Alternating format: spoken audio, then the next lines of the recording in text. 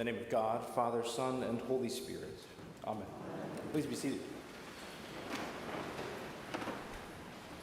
Nobody can accuse the mean rector of assigning the tough gospel readings to the other preachers after that.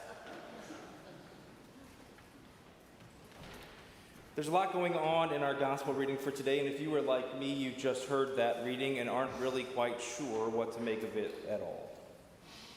Some of it makes sense, but what is up with all of that at the end?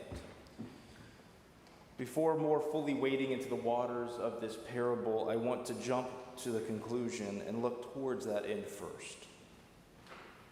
Though this parable is sometimes confusing and even off-putting, I think it is this line that actually frames all of what will be, or at least I hope will be, our takeaway today.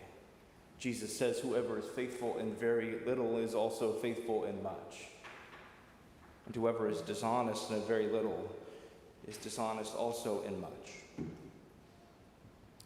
This parable has come to be known as the parable of the dishonest manager, or even the unjust steward. Sometimes these long-held titles have simply just been handed down to us through the generations.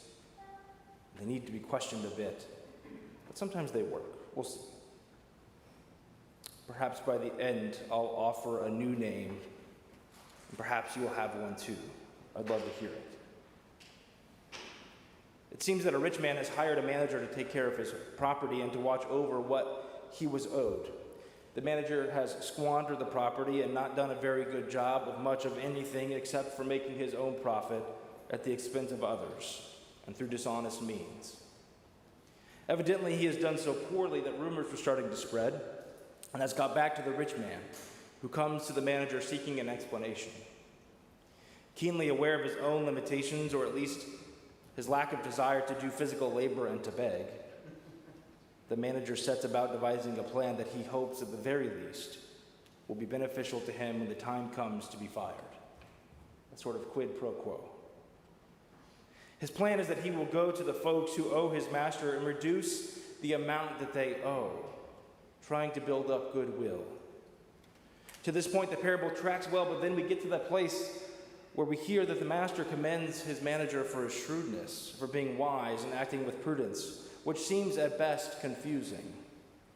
Commending dishonesty, making wealth by means of dishonesty, dishonest wealth, as Jesus calls it. Jesus' seeming endorsement of such commendation doesn't make a ton of sense at first glance. I've been wrestling with this all week, and I won't lie, there was some comfort as I dove into the reflections by scholars and those who study these texts and find them wrestling just as deeply. One of the main questions that I guess has tripped me up, or at least I keep coming back to, is why was the manager called dishonest at all? Why is that the title of this parable? That descriptor only arises after he reduces much of the owed debt. Was such an act dishonest? Many who write about this will go on to provide some analysis here that backs up such a claim. Ideas such as the owed debts were inflated anyway, or he did it only for self-protection, seem to be out there.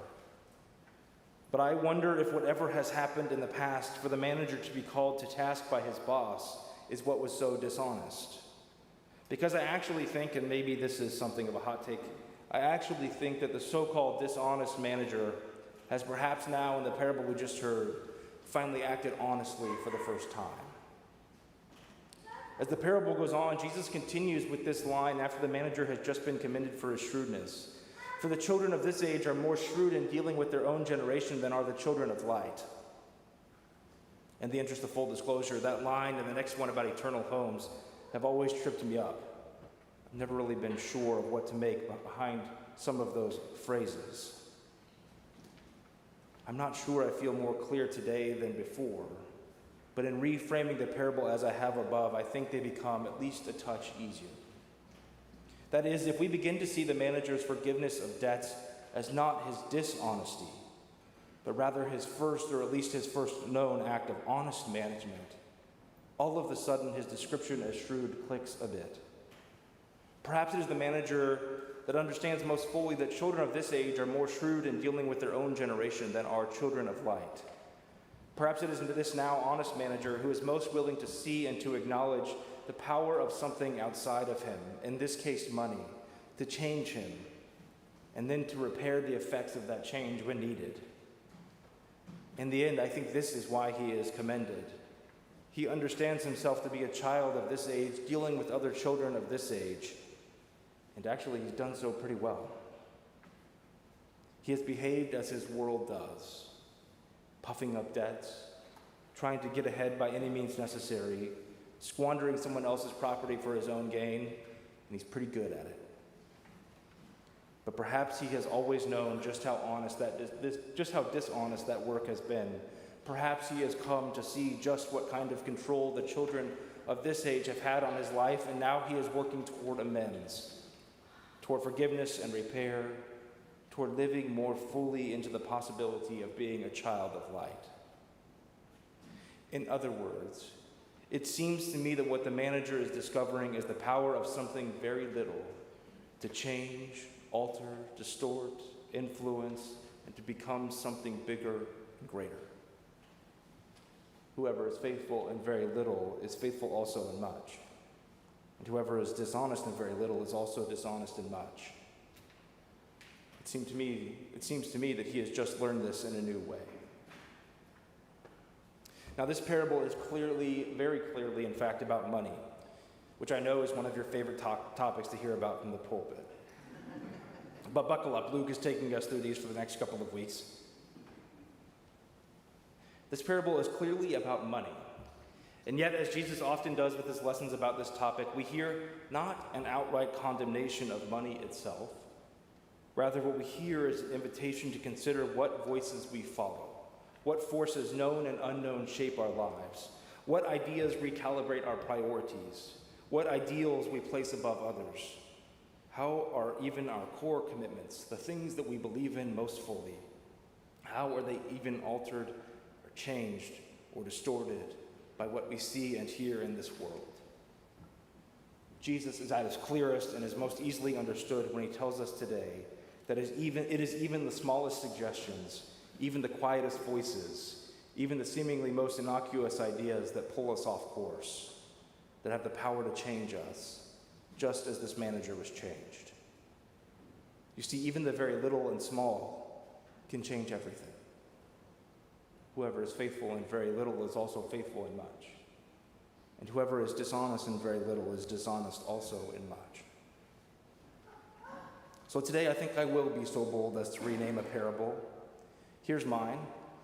I'd love to hear yours. The parable of the power of little things. Though he may have acted with dishonesty before, what we have seen commended today is his willingness to face the truth. What we have seen today is a person who recognizes that he has been changed by something outside of himself. In this case, it was money. And let us not act like money cannot change us too. But even more, what the honest manager has come to see is that sometimes the loud, powerful voices of our world can change us, and sometimes it's the little things that can start to work within us in ways we don't even see coming.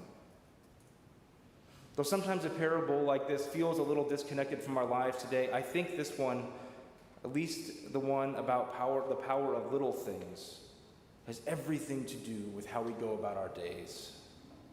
First, we'll just name it clearly. Money continues to have the power to change us, reorient our priorities, and trick us into our own security just as clearly now as it did then.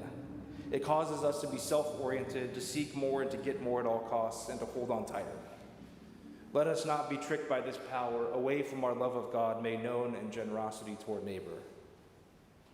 Even more so, we live in a world of alternate facts, a world where political gain and power, where fear and scarcity, where all that works against the love of God we hold so closely to changes people from who they really are and can do the same to us too.